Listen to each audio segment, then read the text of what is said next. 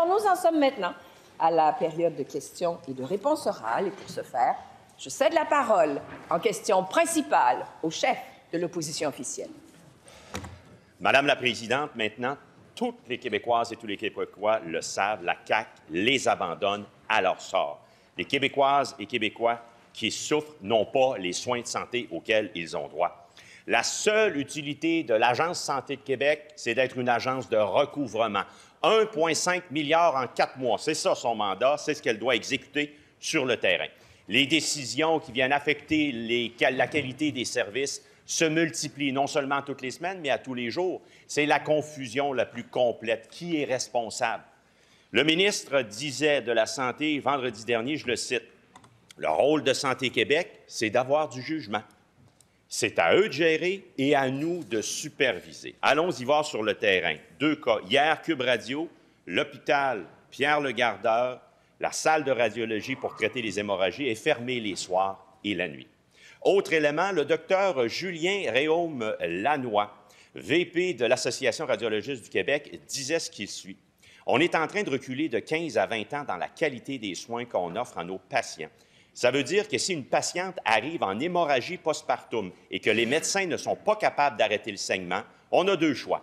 Soit la transférer, la patiente, souvent instable, à Montréal, ou on fait un traitement qu'on utilisait en 1998 et on lui enlève l'utérus. » Fin de la citation. Ça se passe sous la CAQ au Québec aujourd'hui. Qui est responsable? La réponse du ministre de la Santé. Alors, Madame la Présidente, je l'ai dit plusieurs fois, puis je m'excuse d'être obligé de me répéter, Madame la Présidente, mais on peut donner ces cas-là et pour lesquels j'ai beaucoup d'empathie parce qu'à chaque fois, je dois vérifier puis me dire qu'est-ce qui est arrivé dans ce cas-là, puis est-ce qu'on a pris la bonne décision. Alors, je le comprends. Et je le répète, Madame la Présidente, j'ai beaucoup d'empathie pour ça. Mais j'ai expliqué aussi, Madame la Présidente, qu'on fait au moins 125 000 cas par jour dans nos urgences, dans nos cliniques, dans nos CHSLD. Puis savez-vous quoi, Madame la Présidente? La grande majorité des Québécois sont très heureux de leur service. Ils sont très heureux. Il y a des exceptions, puis c'est là-dessus qu'on doit travailler. Alors, Madame la Présidente, je comprends le rôle de l'opposition, puis je l'ai dit souvent, je le respecte. C'est de soulever ces points-là pour s'assurer qu'on continue de s'améliorer dans le réseau.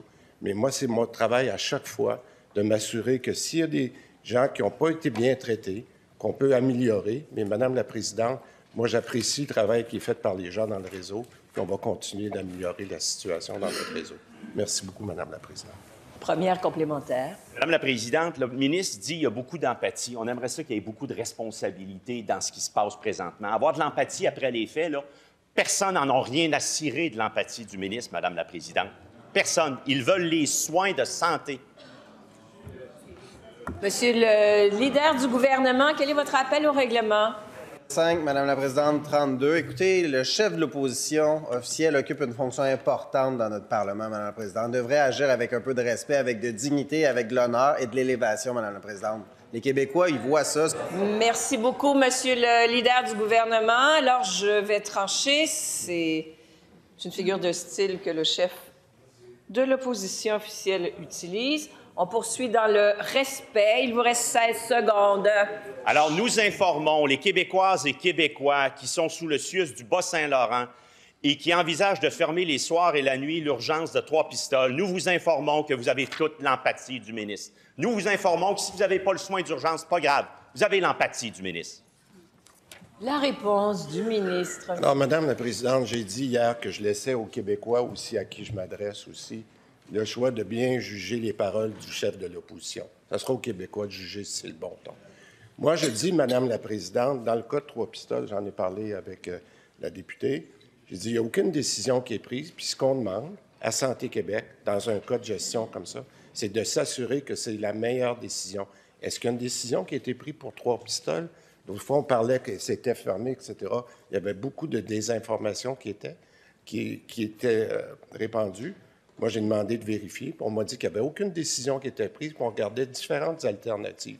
Madame la Présidente, ce qu'on demande à Santé Québec, c'est de gérer le réseau correctement. Et Deuxième complémentaire. Quand on est rendu à plaider la désinformation générale, Madame la Présidente, ça vous dit jusqu'à quel point vous ne contrôlez pas grand-chose. Le ministre en appelle aux Québécoises et Québécois de juger. Bien, ils ont jugé, notamment dans un sondage léger, octobre 2024, 1002 répondants. La question, avez-vous l'impression que l'accès aux soins de santé au Québec est meilleur, pareil ou pire qu'il y a 5 ans? Meilleur, 5 pire, 56 Les Québécois ont jugé. Mais faites-vous-en pas, les Québécois. Le ministre est empathique à votre cas. Monsieur le leader du gouvernement. Madame la Présidente, il y avait un mot lexique dans ce que le chef de l'opposition officielle a dit. Encore une fois, Madame la Présidente, désinformation, c'est prévaut au lexique. Alors, dans le sens utilisé, Madame...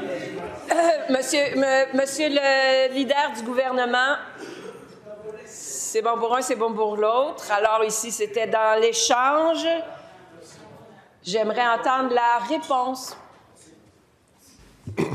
Merci beaucoup, Madame la Présidente, pour la façon dont vous conduisez les débats. Je l'apprécie beaucoup. Moi, hier, c'est drôle, en commission parlementaire, puis je vais le mentionner parce que ça, c'est des paroles qui font du bien. C'est un médecin que j'ai rencontré, un médecin de Val-d'Or, qui est venu dire, Monsieur le ministre, là, ce que vous êtes en train de faire avec le plan de santé, là, ça va fonctionner. Ça va fonctionner. Vous avez beaucoup de changements à faire depuis l'ère libérale. Il l'a dit, là. Il y a eu énormément de dégâts qui ont été faits par l'ère libérale. C'est long de faire le ménage de tout ce qui a été mal fait dans ce temps-là. Mais Madame la Présidente, moi, j'ai été encouragé. C'est des médecins qui le disent. Continuez à faire ce que vous faites sur le terrain. Vous êtes dans la bonne direction. Ça, c'est le genre de sondage que moi, je veux entendre. Voilà. Vous connaissez la règle. Pas de commentaires pendant les réponses. Et on n'en fait pas plus pendant les questions qu'on écoute. Et oui, c'est un tableau. Allez-y. Troisième complémentaire. Alors, il vient dire, ça, c'est le genre de sondage que je considère, moi. Alors, léger, octobre 2024, 1002 Québécoises, 56 disent que c'est pire. Ce sondage-là, lui, il ne le considère pas. Il nous parle d'un médecin. Je vais lui parler de 6 médecins qui sont sortis par lettre ouverte jeudi dernier, qui lui ont dit quoi? Les entend-il, ces 6-là? Ou il entend juste celui qui est venu lui dire qu'il était bien beau, bien fin? Les entend-il, les 6 médecins spécialistes qui ont dit, et je les cite, « Vos décisions malmènent le réseau. Voilà. Et laisseront des séquelles pour des années. » C'est ça, la CAQ. La réponse du ministre. C'est pas la guerre des tucs, c'est la guerre des tableaux. Regardez ça ici, là. Je l'ai présenté, là, puis je vais le représenter parce que ça, c'est ça que les Québécois ont vu. Ce qu'ils ont vu, c'est la destruction du réseau de santé par le Parti libéral dans ces 4 années. Même pas assez d'argent pour couvrir les coûts de système puis couvrir l'inflation. Qu'est-ce qu'on a fait depuis qu'on est là, Madame la Présidente? Regardez la progression, là. Pendant la COVID, on a amélioré les budgets de la santé de 20 milliards pour tous les Québécois. Madame la Présidente, je pense que ça parle d'elle-même. Ce tableau-là, c'est ça qui est important. C'est qu'est-ce qu'on fait pour améliorer le réseau. Madame la Présidente, moi, je pense que les Québécois le savent qu'on est dans la bonne direction. Merci beaucoup. Vous êtes bruyant à gauche. En question principale, je veux entendre uniquement le député de Pontiac. En tout respect pour notre Assemblée, la situation qui est dénoncée aujourd'hui par le chef de l'opposition et qu'on a dénoncée hier à l'hôpital Pierre-Legardeur à Terrebonne, là, elle vaut mieux que les réponses vides offertes par le ministre de la Santé en ce moment. Des patients pourraient rester en état de choc pendant des heures et des heures et des heures. Des patients pourraient mourir. Des femmes pourraient perdre leur utérus parce qu'on utilise des vieilles technologies. Pourquoi? La salle, elle est fermée 15 heures par jour parce qu'il n'y a pas de personnel à cause des coupures de la CAQ. Madame la Présidente, le ministre de la Santé, là, il nous a dit qu'il interviendrait si Santé Québec allait trop loin, si des situations inacceptables lui étaient présentées. Alors là, est-ce que je comprends que pour lui, la situation à Pierre-Legardeur, elle est acceptable? Est-ce qu'il pense que c'est acceptable que des patients pourraient mourir, que des femmes pourraient perdre leur utérus à cause des coupures? La réponse du ministre de la Santé. Madame la Présidente, poser la question, c'est y répondre. Est-ce que si la situation telle que décrite par le député de Pontiac est acceptable, si elle est bien décrite, Madame la Présidente, lorsque j'entends, puis je vais répéter ce que j'ai dit dans les dernières semaines, je répète ce que j'ai dit encore aujourd'hui, dans des cas comme ça, si c'est ça qui est arrivé, je prends connaissance de la situation, On parle avec les gens du réseau, comme on le faisait avant avec nos PDG. Là, on a l'avantage d'avoir des gens qui coordonnent le travail. Si c'est la situation, elle n'est pas acceptable, Madame la Présidente, puis on va demander les corrections nécessaires. C'est toujours la bonne réponse que je vais donner, parce que c'est ça notre rôle. Notre rôle, c'est de s'assurer que les bons services sont bien donnés. Et si ce n'est pas le cas, on va demander les corrections, Madame la Présidente. C'est aussi simple que ça. Première complémentaire. Ça fait 5 jours que c'est dans les médias, ça fait 2 jours qu'on lui en parle et il n'est toujours pas intervenu. Là, il y a des patients atteints de cancer qui n'ont pas les meilleurs soins possibles à cause de ces coupures. Il y a des patients atteints de cancer qui attendent longtemps, plus longtemps, trop longtemps pour des scans à cause de ces coupures. Il y a des suivis en oncologie qui ne se font pas dans les délais à cause de ces coupures. Il a beau avoir donné les clés du réseau à ces Top Guns-là. C'est lui qui est en charge d'offrir des soins à la population. Alors, s'il n'intervient pas pour des patients du cancer, quand est-ce qu'il va le faire? La réponse du ministre de la Santé. On va garder encore le bon ton, Madame la Présidente. Moi, c'est drôle parce qu'hier, on me parlait d'une infirmière dont on avait parlé de fermeture de poste. Je dis, laissez-moi vérifier pour voir qu'est-ce qui est arrivé. Savez-vous, dans le contexte, là, c'est qu'il y a eu 15 fermetures de postes, mais il y a eu 40 postes qui ont été ouverts dans le même établissement. C'est pour ça que des fois, il faut aller vérifier les faits. Parce que des fois, la façon dont les faits sont reportés, c'est pas toujours exact. Je dis pas que c'est le cas ici, mais ce que je dis, Madame la Présidente, on sert 125 000 patients tous les jours. Il se peut qu'il y ait des dérapages. Il se peut qu'il y ait des gens qui n'aient pas eu le bon service. C'est ça notre travail, c'est de s'en assurer. Je vais prendre ce cas-là et on verra, et je reviendrai. Mais je les suis tous, Madame la Présidente. C'est ça notre travail. Deuxième complémentaire. Ouais. Juste dans la dernière semaine, là, des urgences bondées puis d'autres qui pourraient fermer, des salles neuves pas utilisées, des étages d'hôpitaux fermés, des infirmières envoyées, des mammographies annulées, puis pour les patients de cancer, des suivis pas effectués, des scans retardés, des meilleurs traitements mis de côté et des chirurgies avec des équipements brisés. Est-ce qu'il peut encore nous dire que ces coupures n'affectent pas les patients? Combien de temps on va continuer cette mascarade-là? La réponse du ministre. Madame la Présidente, je pense que le député de Pontiac n'aimera pas ma réponse, mais je vais lui donner. Des urgences qui débordent, on n'a jamais eu autant de cas d'influenza depuis 10 ans. Alors, est-ce que c'est la faute du médecin? Est-ce que c'est la faute du ministre de la Santé? Non, mais, Madame la Présidente, j'y vais point par point. Là. On s'entend? Là? Pardon? Alors, non, excusez-moi. Alors, allons-y point par point. Les urgences, là, le docteur Boileau va faire le point cette semaine. Là. On n'a jamais eu autant de cas d'influenza. On a offert la vaccination, les gens l'ont pris. Madame la Présidente, on les fait un par un.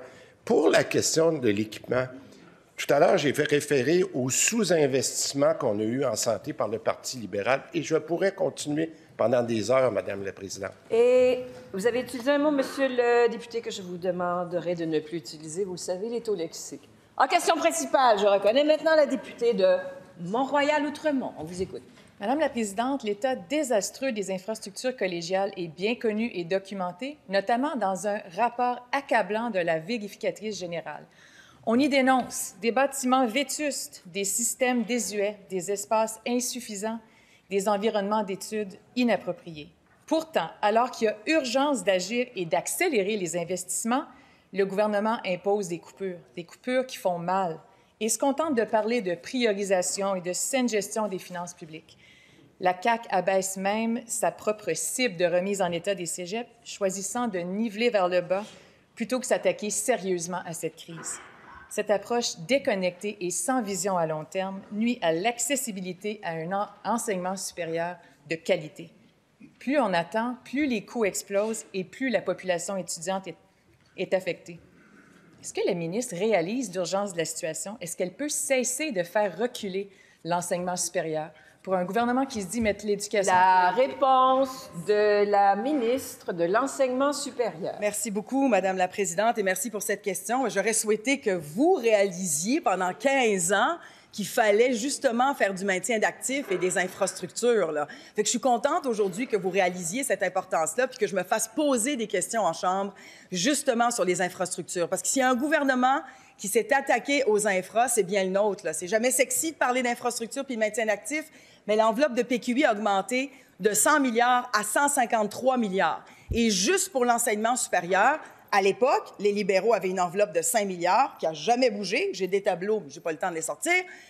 On a monté ce PQI-là à 8,5 milliards. Les augmentations en infrastructure, même pour cette année, ont augmenté de 11,9 12 cette année même. Une augmentation de 55 dans le niveau collégial, 25 dans le niveau universitaire. Donc, qu'on me dise aujourd'hui qu'on ne s'attaque pas aux infrastructures, là, honnêtement, là, je me garderais une petite gêne. Parce que si, justement, les gouvernements précédents avaient pris leurs responsabilités, Madame la Présidente, on n'en serait pas là aujourd'hui. On n'en serait pas là. Tous les cégeps ont été bâtis en même temps. Ils arrivent en même temps avec des travaux majeurs. Alors, on fait ce qu'on doit faire et on va continuer de le faire, Madame la Présidente. Première, complémentaire. Et pour ce faire, je reconnais le député de l'Acadie.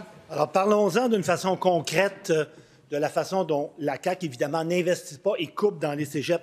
Ma circonscription, cégep Bois-de-Boulogne, Pavillon, Bourget, le mur de façade en vitre est en danger. Il y a même un rapport d'experts qui dit qu'il y a des enjeux de sécurité lorsqu'il y a des tempêtes hivernales. Il y en a une qui s'en vient en passant. Le cégep a été obligé de mettre de la broche à l'intérieur parce que le mur, on le voit, il est bombé. La ministre l'a vu, je l'ai vu. Est-ce qu'elle va débloquer les fonds? Et vite! La réponse de la ministre. Merci beaucoup, Madame la Présidente. Alors, je collabore avec le député d'Acadie. Justement, il fait son travail concernant 2 cégeps qui sont dans son comté, notamment le cégep Bois-de-Boulogne. Alors, on a investi conjointement avec le cégep près de 1,7 million pour les travaux, justement, qui sont nécessaires pour le fameux mur dont vous parlez. Et oui, je l'ai vu sur le terrain, ce fameux mur du pavillon Ignace Bourget. On va faire une annonce dans pas longtemps. On a travaillé conjointement avec le cégep au cours des derniers mois pour trouver des solutions. Jamais, et je vous dis jamais, je ne vais lésigner sur la sécurité des étudiants et la sécurité du personnel dans ces établissements. Donc, il y a une annonce concernant le cégep Bois-de-Boulogne et on fera cette annonce en temps et lieu, Madame la Présidente. Deuxième complémentaire, à nouveau le député de l'Acadie. Un autre cas concret dans ma circonscription, le cégep de Saint-Laurent. Il y a un bâtiment qui est fermé au complet. Il y a un autre qui vont devoir fermer à 50 parce que les locaux sont dangereux. La ministre soulignait qu'elle ne laisserait pas pour compte le cégep Saint-Laurent. Depuis ce temps-là, Madame la Présidente, pas de son, pas d'image. Est-ce que la ministre peut agir? Est-ce qu'elle peut débloquer les fonds et vite? Merci. La réponse de la ministre. Merci beaucoup, Madame la Présidente. Alors, pour quelqu'un qui dit pas de son, pas d'image, je suis très, très surprise parce qu'on travaille étroitement sur l'enjeu du cégep Saint-Laurent. Encore une fois, si on avait fait le maintien d'actifs et les travaux nécessaires, c'est un bâtiment patrimonial, là, un bâtiment énorme. Je ne sais pas si vous connaissez le cégep Saint-Laurent. C'est un très beau bâtiment d'ailleurs. On sait très bien les enjeux qu'il y a. Ce sont des enjeux qu'on reconnaît. Là. On travaille étroitement avec le cégep pour trouver des solutions à plus long terme. C'est un bâtiment patrimonial. Refaire le cégep au complet, c'est au-dessus de 500 millions, je vous dirais. Il faut trouver des solutions. Et quand on a eu ce genre d'enjeux-là, quand ils ont fait leurs fameux les travaux exploratoires et il y a eu des enjeux de façade, on s'y attaquait en donnant 2 millions justement pour les travaux nécessaires. Donc, on prend les moyens qu'il faut et on agit. Question principale. Je reconnais maintenant la députée de Bourassa-Sauvé. Madame la Présidente, je le mentionnais la semaine dernière, la menace tarifaire qui plane sur notre économie nécessite que le gouvernement prenne action et vite. Non seulement avec la mise sur pied d'un plan main-d'œuvre cohérent, mais aussi en révisant dans la foulée des décisions insensées. En novembre dernier, j'ai accompagné mon collègue de Pontiac dans la MRC de la vallée de la Gatineau. Déjà, la préfète de la MRC, Chantal Lamarche, donc elle nous exprimait à quel point les services publics d'emploi de Services du Québec sont déjà quasiment absents du territoire. Mais pour ajouter l'insulte à l'injure, ils ont reçu en décembre dernier une lettre disant que les directions générales de l'Outaouais et de la Abitibi-Témiscamingue seraient fusionnées. Madame la Présidente, pour un gouvernement qui se disait des régions, il me semble que c'est une décision qui est complètement irrespectueuse. Non seulement ça va diminuer la gouvernance de proximité dans la région, mais aussi les gens auront encore moins accès aux services publics d'emploi. Je le demande à la ministre, alors que le premier ministre nous parlait d'une perte de 100 000 emplois, est-ce qu'elle va revenir sur sa décision? La réponse de la ministre de l'Emploi. Merci, Madame la Présidente. Je connais bien le dossier. J'ai eu quelques rencontres, d'ailleurs, avec la préfète, Madame Chantal. Et je peux vous dire qu'on a pris toutes les mesures nécessaires et on a eu les échanges avec les gens là, de la région concernant les services de Services Québec. Et on a aussi fait nos devoirs. Hein? On a fait un sondage de satisfaction pour voir quel était le taux de satisfaction des utilisateurs des services et il était de 92 % Madame la Présidente. Alors, c'est vous dire que le service, on le déploie dans cette région-là. Et ils nous ont soumis un plan d'action, Madame la Présidente. On a pris action sur certaines de ces mesures-là et moi, je suis très satisfaite du travail qu'on a fait. Alors, les gens sont satisfaits quand on les sonde des services qu'ils ont reçus. On va continuer de s'assurer de monitorer la situation puis de faire en sorte que les gens reçoivent les services auxquels ils ont droit, Madame la Présidente. Alors, on est présent sur le terrain, on est en échange avec les différents intervenants, puis on va continuer de faire notre travail en ce sens-là. Merci beaucoup. Première complémentaire. Madame la Présidente, quand les gens de la MRC de la Vallée de la Gatineau nous convoquent, nous, l'opposition, pour aller sur le terrain, aller visiter des locaux de Service Québec. Moi, j'en ai visité des locaux de Service Québec en Outaouais, en passant. Ça démontre l'ampleur du travail. Il y a 4 députés caquistes dans la région. Ils sont où? Non seulement la MRC de la Vallée de la Gatineau est insatisfaite, mais le Conseil des préfets de l'Outaouais sont insatisfaits aussi. Ils ont déposé une résolution cessante la semaine dernière. Qu'est-ce que la ministre va faire? Est-ce qu'elle va revenir sur cette décision de fusionner les 2 directions générales? Réponse. La réponse de la ministre. Merci, Madame la Présidente. Écoutez, je l'ai expliqué, la situation.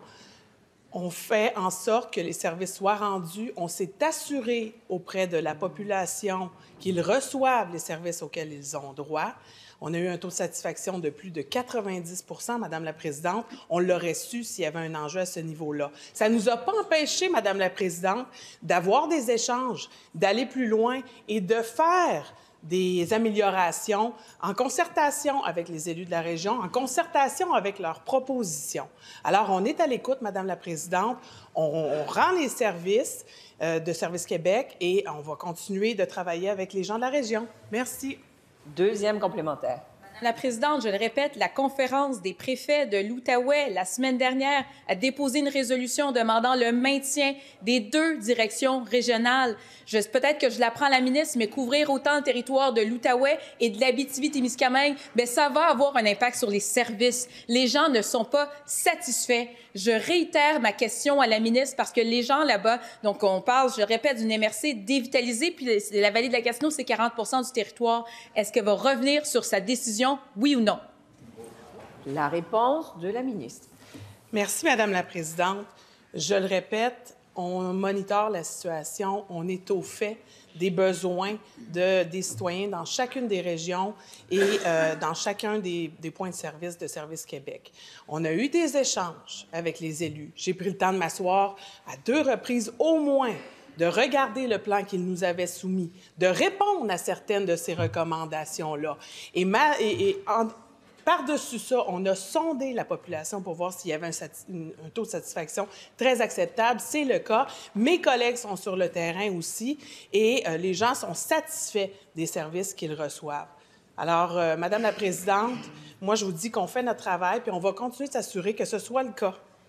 En question principale, je reconnais maintenant le député de Rosemont. Merci, Madame la Présidente. Depuis le début de l'année, 30 nouveaux médecins ont quitté la RAMQ.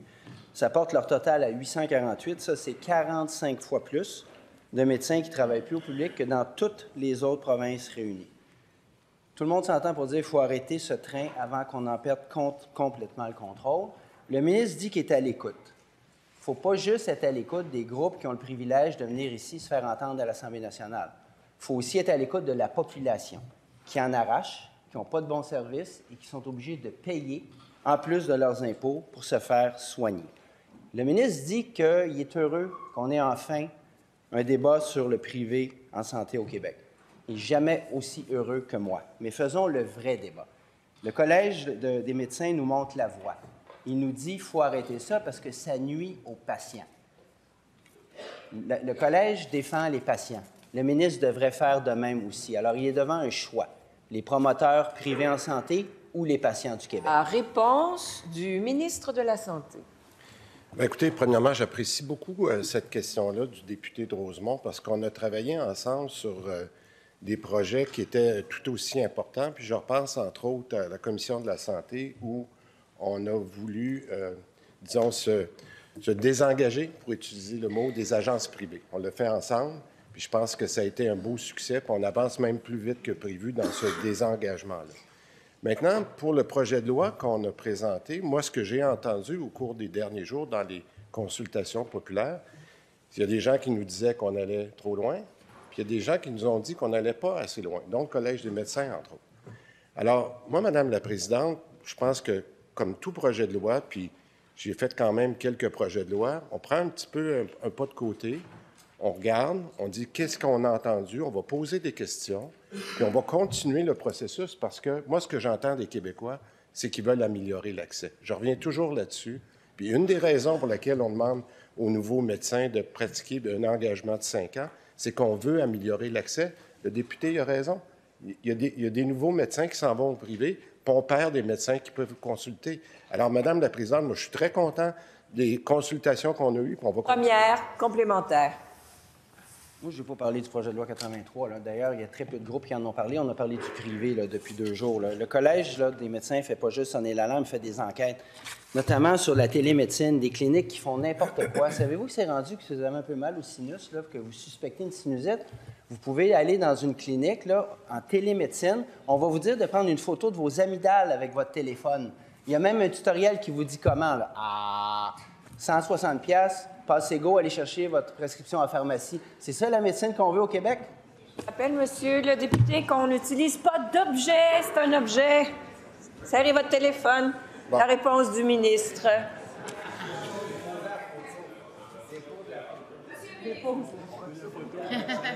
Madame la Présidente, j'ai pas assez une bonne vue pour voir s'il y a des bonnes amygdales, mais il y a une bonne voix. Il y a une bonne voix. Il y a une bonne voix. Et je le redis, j'apprécie beaucoup son travail en commission parce qu'hier, quand on a entendu cet exemple-là en télémédecine pour des compagnies d'assurance, je trouvais ça un peu exagéré. Puis je me suis dit, mon Dieu, est-ce qu'on est vraiment rendu là? Alors, donc, je pense qu'il y a vraiment...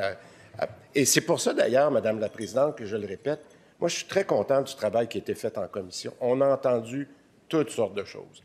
Et là, de prendre ce temps-là nécessaire dans les prochaines semaines, comme on le fait toujours, pour dire est-ce qu'on peut bonifier le projet de loi? Moi, je suis certain. Il y a des choses qu'on a entendues qu'on peut facilement bonifier, mais c'est à ça que ça sert, un projet de loi. Puis moi, je m'engage envers les Québécois. Deuxième, complémentaire. C'est tristement vrai, mon affaire d'amygdale. On est vraiment rendu là. Est-ce que c'est vraiment la médecine qu'on veut au Québec, que vous regardez dans le miroir, faites « Ah » avec votre téléphone, puis vous envoyez ça, puis vous avez une prescription d'antibiotiques. C'est n'importe quoi, puis vous payez 160 $ en plus. Là, le ministre, là, il est devant un choix, là. Il est devant un choix, puis le Collège des médecins lui dit, puis plein de groupes sont venus nous le dire, et je le redis, le choix, là, c'est de laisser la médecine privée comme ça se développer au Québec, ou alors les patients. C'est quoi son choix? Les patients ou le privé? La réponse du ministre. Puis vous savez, Madame la Présidente, moi, une des belles choses qu'on a appris durant la commission, c'est qu'on a eu la chance de discuter avec les gens qui sont venus nous faire des présentations. Comment ça se faisait? Quelle était la place, en fait, du privé dans les autres provinces canadiennes? Puis il y a des gens qui en ont beaucoup appris. Je pense qu'on a eu des présentations où les gens nous ont dit comment ça se fait qu'on est la seule province au Canada qui ait plus de 800 médecins au privé, alors qu'au reste du Canada, il y en a 17. Alors, il y a quelque chose dans notre système. Il y a vraiment quelque chose dans notre système. Alors, Madame la Présidente, je pense que quand on va avoir le tour d'horizon de tout ce qui se fait dans les autres provinces, ce qu'on a réussi à faire au cours des... On va arriver avec une recommandation, comment on bonifie le projet de loi, puis on va le faire dans les prochaines semaines, Madame la Présidente. Voilà. En question principale, je reconnais maintenant le député de Tachereau. Madame la Présidente, dans le dossier du 3e lien, la ministre des Transports nous a habitués à beaucoup d'improvisation. Un tube, 2 tubes, pas de tube, un tube à l'est, un tube à l'ouest. Le tout basé sur des études qui tiennent à l'endos d'une facture de restaurant. Mais en ce moment, on dirait que la ministre est en train de battre des records de manque de rigueur. Récemment, un lanceur d'alerte de son ministère m'a transmis les plans des tracés qui seraient étudiés en ce moment. Selon les informations que j'ai, le meilleur tracé envisagé serait celui qui passerait par le Vieux-Québec, c'est-à-dire à travers un site reconnu par le patrimoine mondial de l'UNESCO. Selon les mêmes sources, ce tracé-là n'obtiendrait même pas 60 % dans la grille d'évaluation qui sert à évaluer l'environnement, les transports, l'urbanisme ou encore les coûts.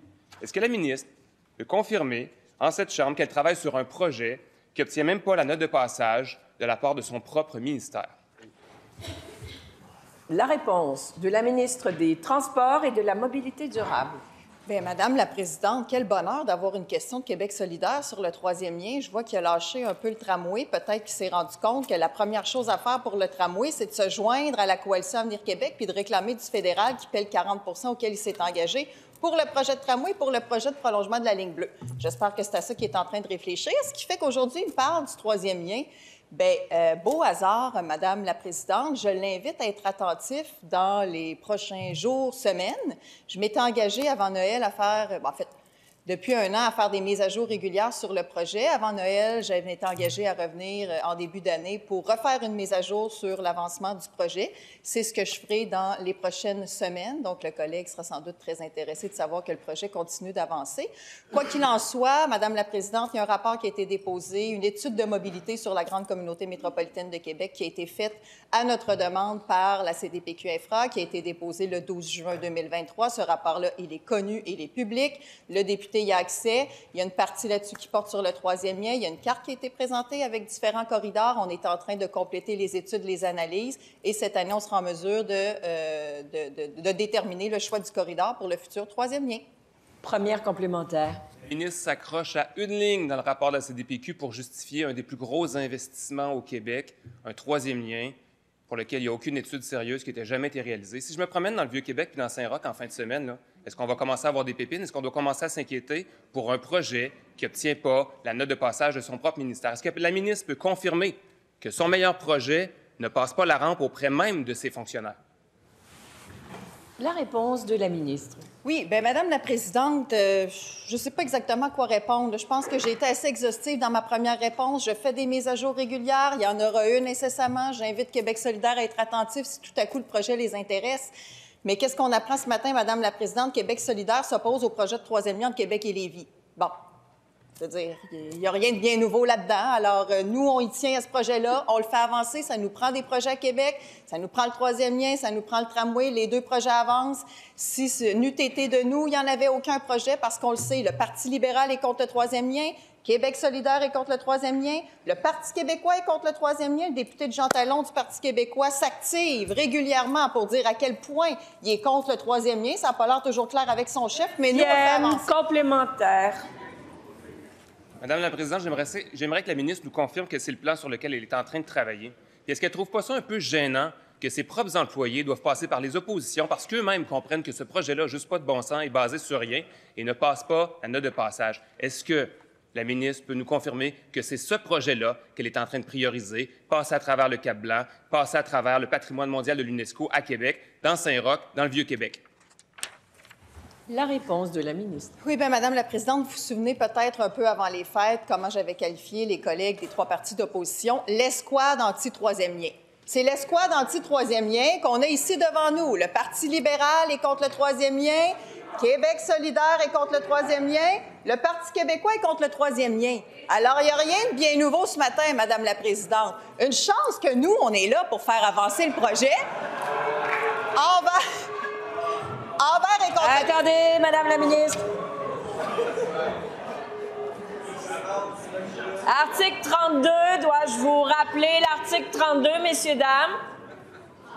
Alors, on retrouve son calme et le silence, je vous prie. C'est le décorum de base. Il vous reste 16 secondes à votre réponse. On écoute.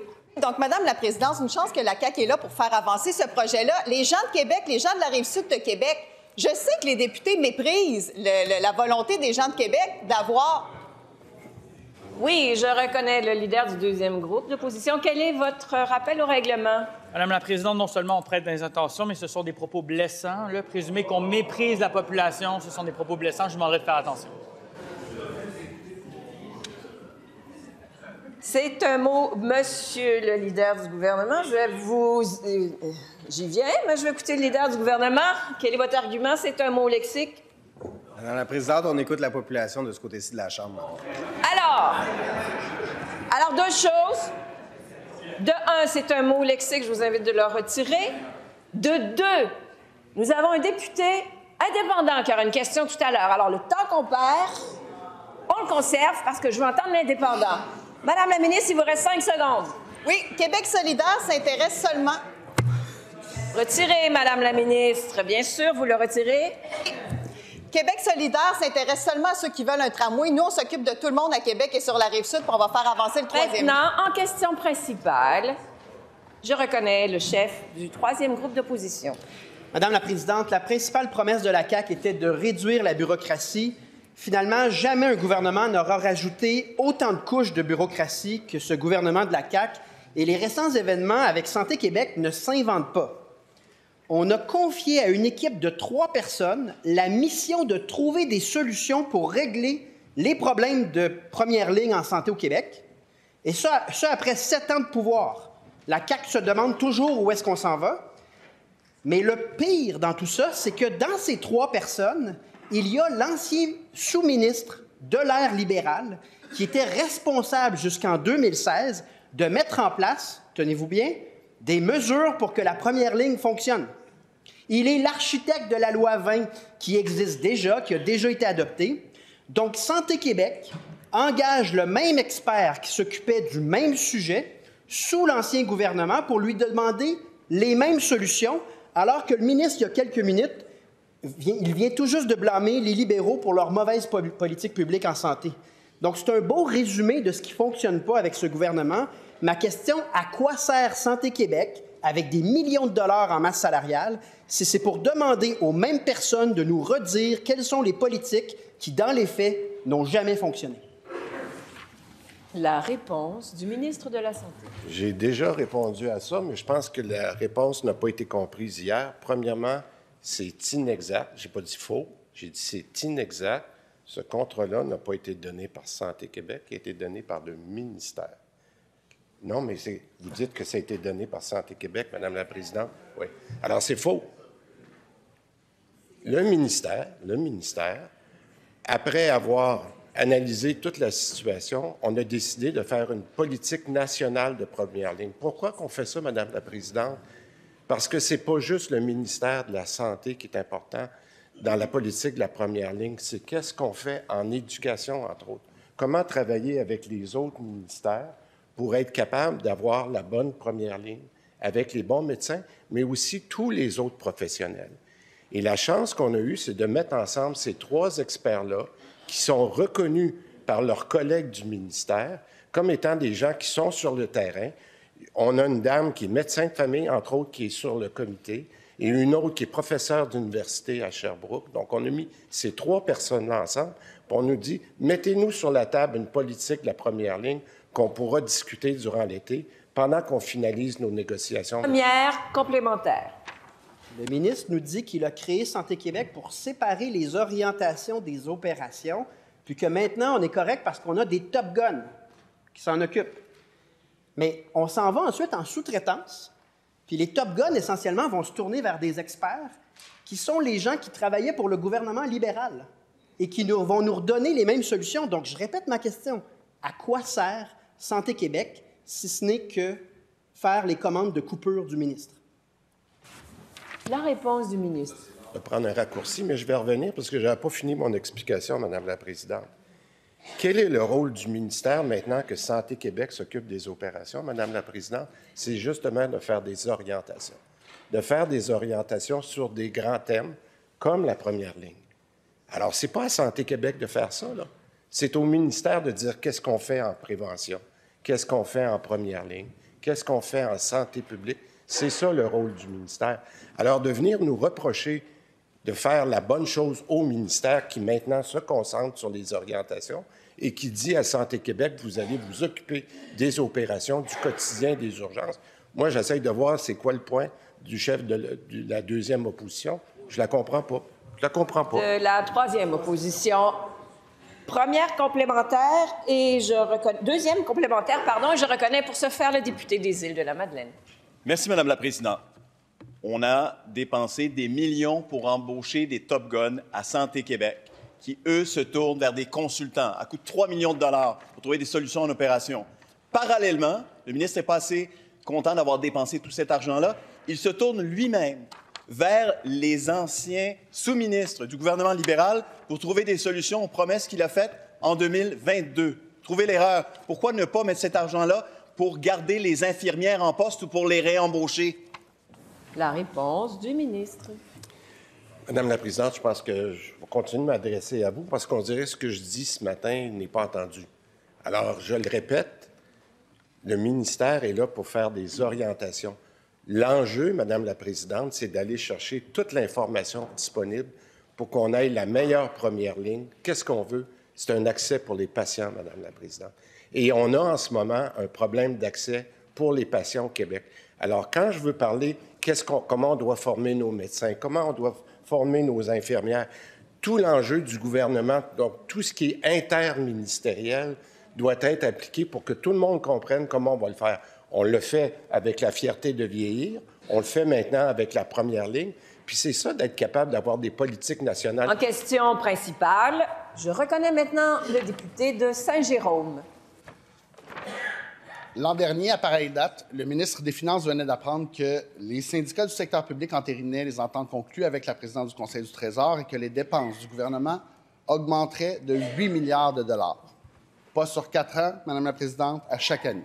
En d'autres mots, il venait d'apprendre qu'il allait devoir présenter aux Québécois le plus gros déficit de l'histoire de 11 milliards de dollars.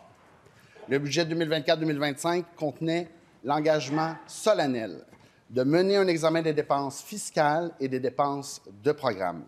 On a entendu parler des réductions des crédits d'impôt, des aides fiscales de toutes sortes. On a moins entendu parler des programmes coupés, en fait, seulement un, les bourses Perspectives Québec, dans nos cégeps et nos universités.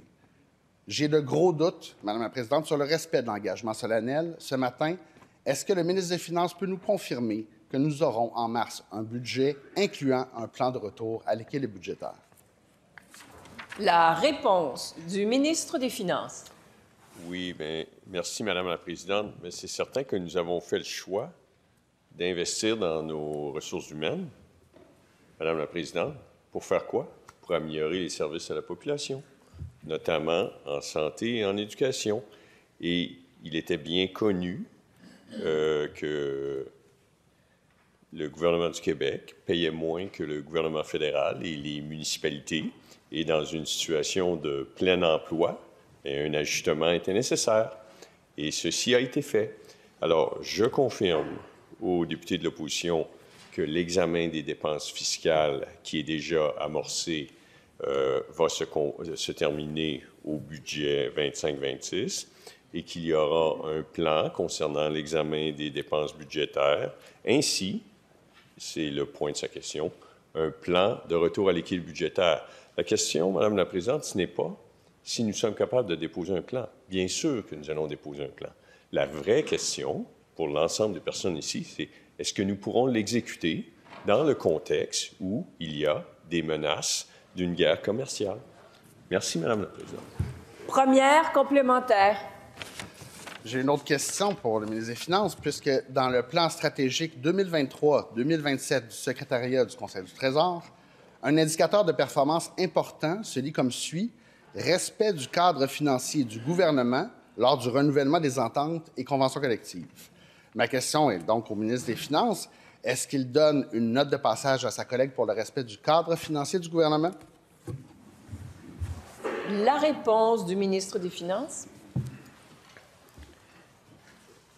Bien, je donne une excellente note à ce gouvernement pour le choix d'investir dans nos ressources humaines pour améliorer les services des principales missions du gouvernement du Québec, la santé et l'éducation.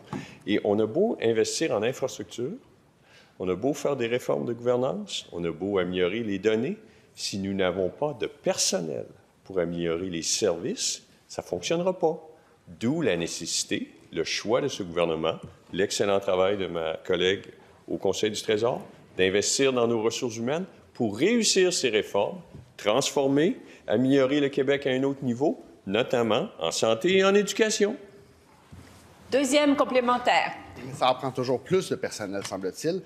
Les conventions collectives qui ne respectent pas du tout la capacité de payer des Québécois, c'est une des principales raisons du déficit. On n'a toujours pas de plan complet, mais on nous en promet un.